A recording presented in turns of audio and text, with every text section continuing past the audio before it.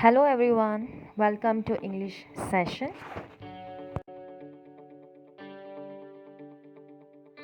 So in today's class, we're going to see a poem, sonnet, and the poet of this poem is Toru Dutt. Toru Dutt was a Bengali translator and the poet from the Indian subcontinent who wrote in English and French in what was then British India. She is seen as one of the founding figures of Anglo-Indian literature. She was born on 4th March 1856 in Kolkata, and she also died in Kolkata on 30 August 1877.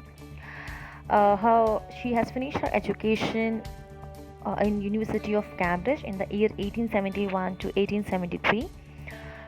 Parents Govind Chandra Dutt and Kshetramoni Dutt. This is about little bit about Toru Dutt.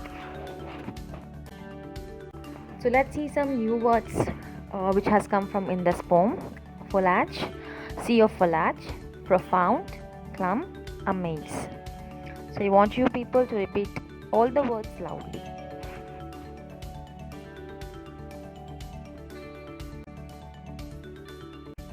So let's start our poem. The first stanza. A sea of foliage girt our garden round, but not a sea of dull, unvaried green. Sharp contrast of all colors here are seen. The light green, graceful timbres abound. So the meaning of sea of foliage, a stretch of foliage. Foliage is nothing but a leaves. Okay. So now here, the poet is trying to tell us that the garden covers her home on the outskirts of Calcutta. It gets around with its sea of foliage, that is everywhere she can see leaves, okay, of shades with a vivid splashes of different colors. So she can see the leaves which it's in her garden. So it's fully covered with leaves or a sea of leaves, okay, and that leaves are have a different kinds of color. The sea of foliage isn't dull as the poets describe. So here the sea of foliage or the leaves are not dull. Okay, the poet is describing about how the colors of the leaves differentiate from one leaf to other leaf. Okay, so there are green color has different shades which has been very beautifully used by poet in this poem. Okay, so she has explained about different colors of green, different shades of green, and she also says there is a light green color of graceful. For example, tamarind tree. She is explaining that first she saw the tree of tamarind, and the color of that leaves are light green. Okay, it's very much light. So in short, in first stanza, the poet is telling that in my garden there are a sea of leaves, and she's describing the different kinds of leaves which she see in her garden.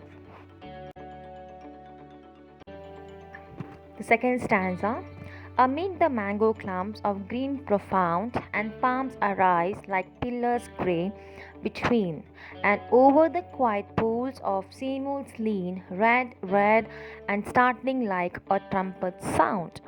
So here, now the poet is telling us that she's describing about the mango tree also, which is also has a deep green color. Okay, and she's saying there is a palm tree. That palm is also standing, and it is also in a green color, right? Palm is also in a green color, and the palm is standing like a gray pillars. So their color seems dull green, as they are like a gray pillar. They're standing like a pillar, and it has a bit dull green color.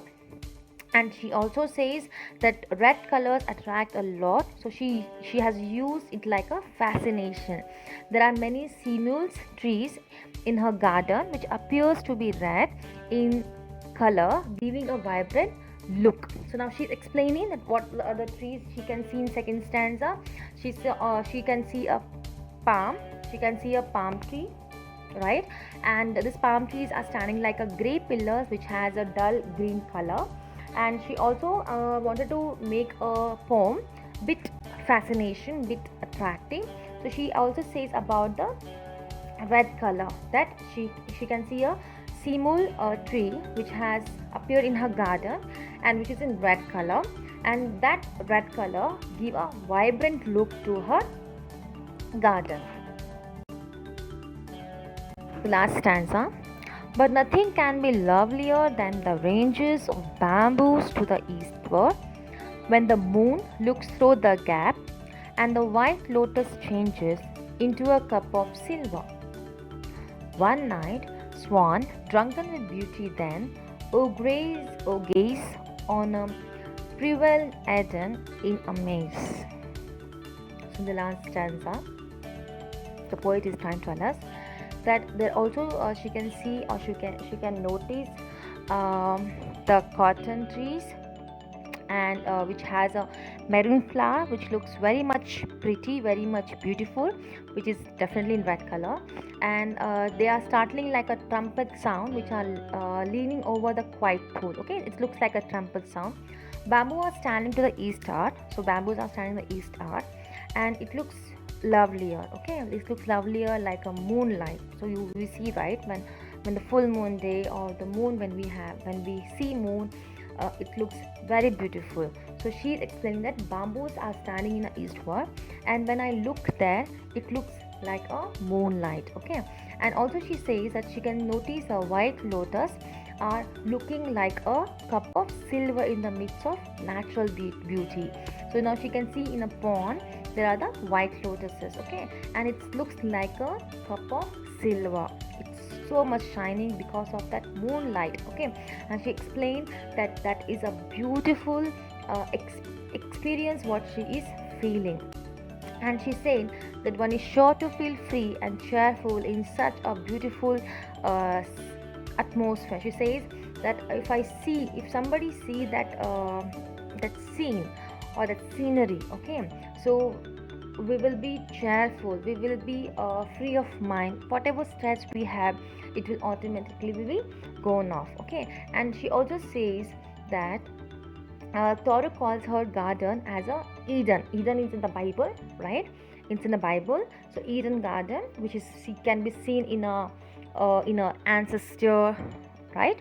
So it can be seen only with amazement. So when you see that Eden garden, which is done by or made by God, right? It is like a heaven, right? Everything was then Eden garden. Same way Thoreau calls her garden as an Eden garden, so that when people see, it looks like a heaven. It looks like a heaven. The referring of Eden garden shows her deep reading in the Bible and her belief towards the Christian faith. So when she used this word in this Eden, in this poem, right, in this poem, so here she it shows that she has a belief in a Christian religion, and she also had a deep reading in a Bible. Okay, so in this poem, uh, the poet is trying to tell about the different kinds of we have trees, and which makes her amazed. This poem reveals Thoreau's sensitivity towards nature on a high scale as it colors her soul. It also highlights her love for nature. In describing the garden, she adopts a simple dictions and free rhythm. The most beautiful line of sonnet is red, red, and startling like a trumpet sound. For nothing can be lovelier than the ranges of bamboos to the eastward when. So the poem is a patrician style of sonnet, and the rhyme scheme is ABB, ABBA, ABBA, ABBA, CD, CD, EE. She had experimented with the form, starting with a patrician octave and ending with a Shakespeare sonnet. The poem is marked by various metaphors and similes. The beginning is remarkable metaphor, a sea of foliage. It is followed by, but not a sea of dull, unvaried green. Garden grids around it's a beautiful image. and tamarind trees are called graceful. Palm trees are compared with pillars, and the pools are white. These are the examples of metaphor. Metaphor is when you are comparing something which is unbelievable, which cannot, it can be only done by imaginary, but in reality it cannot be done. It is called as a metaphor. Examples of similes are palms arise like pillars great, red and startling like a trumpet sound, moon look through gaps, lotus changes into cup of silver, one becomes beauty, drunken as there is a prival Eden garden. So here the similes are when you're comparing the two things which can be which cannot be imaginary, but it can be true. For example, palms are like pillars, right? It can be done. So you can see the similes. So here the words are used as like or as, like or as. It is called as a similes.